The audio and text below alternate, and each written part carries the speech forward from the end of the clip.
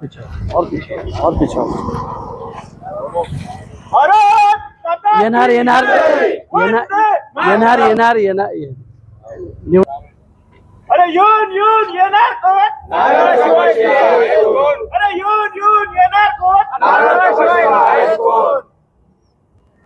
भारत माता की जय भारत माता की जय आम्ही काकू एक मिनिट व्हिडिओ दाखवतो. व्हिडिओ कोण एक मिनिट व्हिडिओ दाखवतो तुम्हाला. पॉम्पलेट दे. मॅडमने ड्रेस घेतला आम्ही पॉम्पलेट दाखवायचे व्हिडिओ दाखवते झाली 2 मिनिटापूर्वी.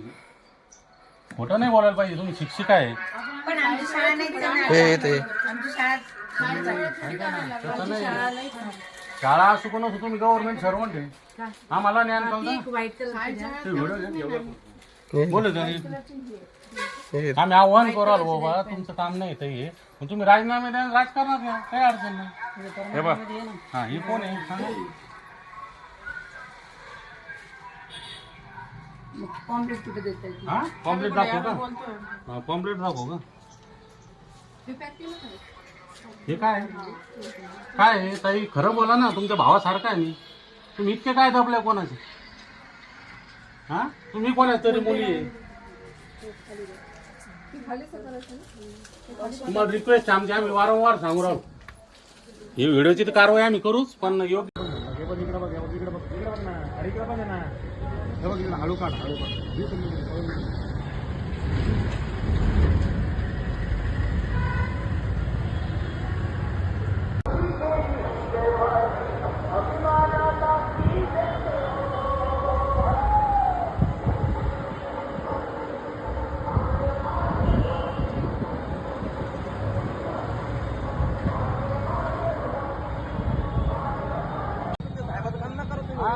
शिक्षिका आहे ना तुम्ही हे सांगणार का खोटं बोलून.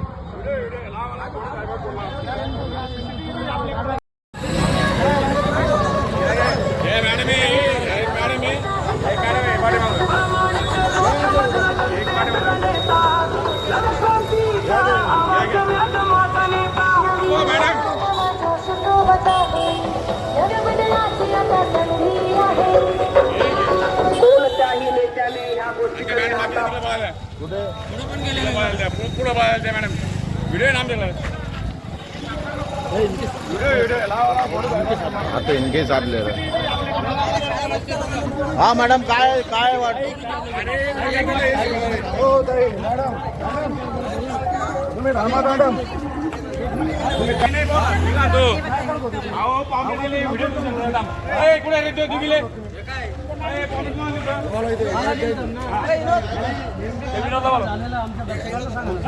तुम्ही शॉपिंगला तुम्ही आता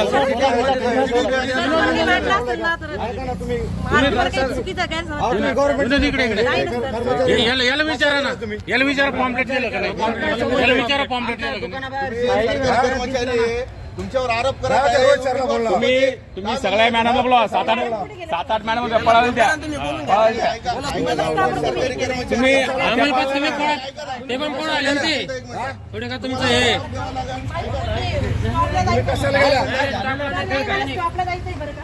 सरकार काय नाव विचारा साहेब. कोणाचं नाव काय नाही म्हणते पठाण. सर आज जे प्रकार झालेला आहे काय प्रकार आहे सर.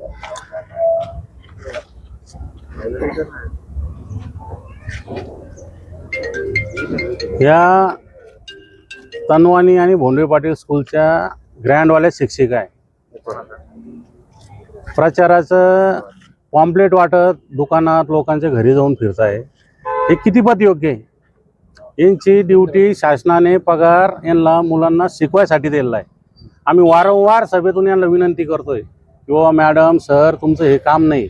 तुम्हाला जर इतकंच राजकारण करायचं तर तुम्ही राजीनामे द्या आणि राजकारण करा. आमची काहीच अडचण नाही ना.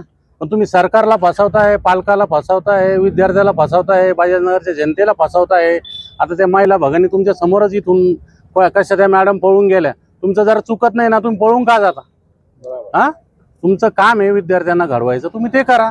मी परत एकदा विनंती करतो तरी महिला अधिकारी किती होत्या आणि कोणाचा प्रचार करत होते? त्या 6-7 महिला होत्या, मॅडम होत्या, ग्रँडेड स्कूल होत्या, ग्रँडेडच्या त्यांना ग्रँड मिळालेल्या स्कूलच्या शिक्षिका होत्या, काही नॉन ग्रॅज्युएट होत्या. त्याचे मी व्हिडिओ फुटेज सगळे तुम्हाला देतो आणि याच्यावर मी निवडणूक आयोगाला विनंती करतो, आम्ही सगळा डाटा देतो. ह्या शिक्षकावर कडक कारवाई झाली पाहिजे, कारण आपला देश घटनेने चालतो. बाबासाहेबांनी जे संविधान लिहून दिलं त्या संविधानानुसार आपण चालतो.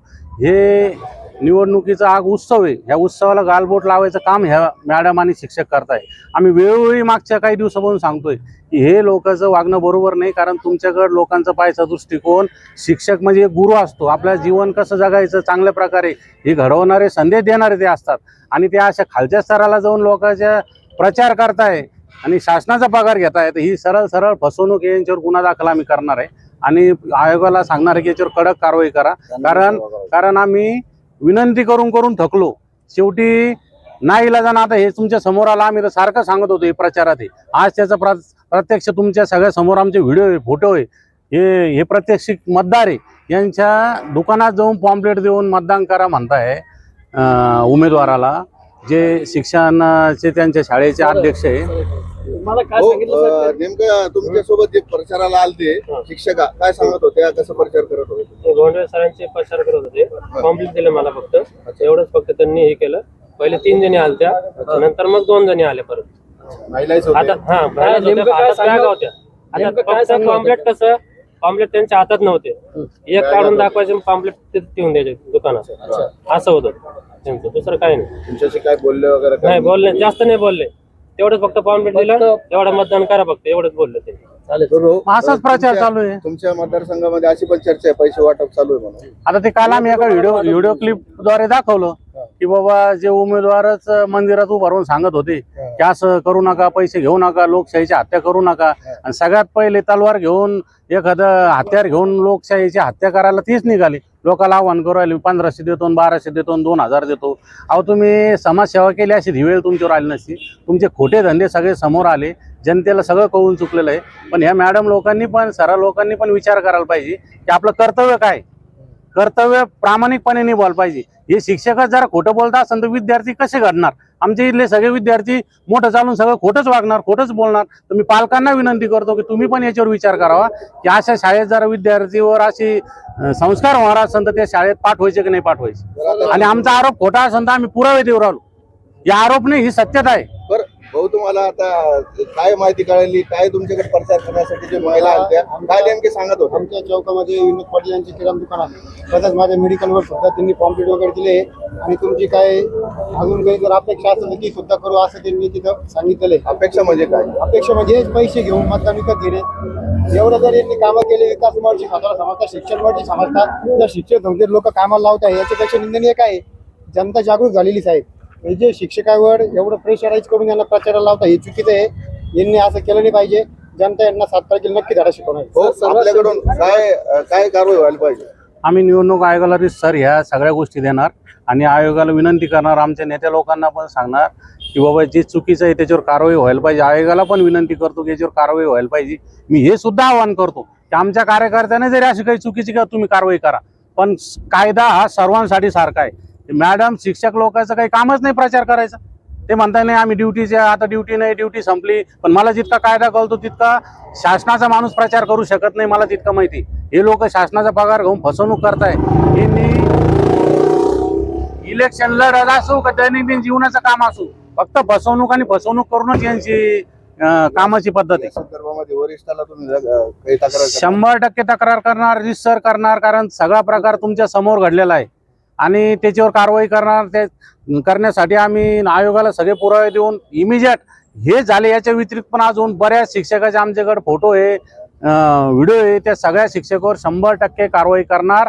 आणि बजाजनगरला एका ढोंगी शिक्षक म्हणून आणि शिक्षिका म्हणून लोकांना, पालकांना विश्वासात घेतं का आम्ही तुमची मुलं घडवणार आहे, ते 100% खोटं.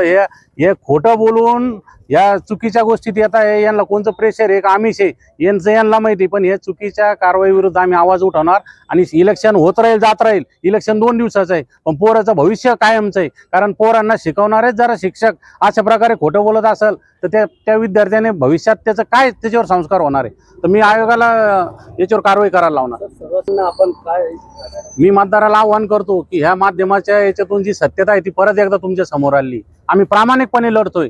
जे निवडणुकीचा उत्सव असतो आम्ही उत्सव म्हणूनच त्याला साजरा करतो. जी डॉक्टर बाबासाहेब आंबेडकरांनी जी घटनेत आपल्याला निवडणूक व त्याला आम्ही काटेकोरप्रमाणे संविधानात राहून ती प्रक्रिया पार पडतोय. पण समोरचे उमेदवार त्यांना त्यांच्या लोक म्हणतात पायाखालची वाळू सरकली अशी म्हण आहे, पण मी म्हणतो त्यांच्या पायाखालची जमीन 10 फूट खाली गेली. त्याच्यामुळे त्यांना हे प्रकार करावा लागताय. मी जनतेला आव्हान करतो यांची जागा दाखवायची. त्यासाठी तुम्ही येणाऱ्या 7 तारखेला कब्बशी आणि नारळ यांनी शनिवार मतदान करून यांची जागा दाखवा. खोटेपणा एकदा दोनदा चालतो, कायम चालत नाही. आम्ही प्रामाणिकपणे जनतेसमोर राहतो. आज पण आहे, उद्या पण आहे, काल पण आहे, भविष्यात पण प्रामाणिकपणेच काम करू असं आव्हान करतो. थांबतो. माझं नाव सचिन कल्याण क्रमांक निशाणी क्रमांक आणि एक गट कोणतं? माझं नाव सचिन कल्याणराव गरड. मी गट क्रमांक 51 मधून भाजप पुरस्कृत म्हणून उभा आहे. माझी निशाणी नारळ आहे. माझ्यासोबत लक्ष्मण लांडे पाटील त्यांची निशाणी कब्बशी आहे.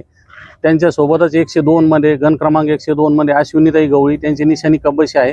तर मी सगळ्यांना आवाहन करतो की हे जे प्रकार चालू आहे, आम्ही तर 3 उमेदवार प्रामाणिकपणे जनतेच्या दारात जाऊन आशीर्वाद मागतोय आणि यांच्याकडे तोंड नाही जनतेकडे जायला म्हणून मॅडम लोक पाठवत आहे, सर लोक पाठवत आहे. तर यांना यांची जागा दाखवा अशी विनंती करतो. कारण आपण सगळे सर्वसाधारण घरातले लोक आहे. आपण शिक्षण घेऊनच कोणी इथपर्यंत आलंय, पण शिक्षणाचा दुरुपयोग जे शिक्षणाचा डंका वाजवत आहे ते अशा प्रकारे दुरुपयोग करताय. मी जनतेला आवाहन करतो की यांची जागा दाखवा अशी विनंती करतो.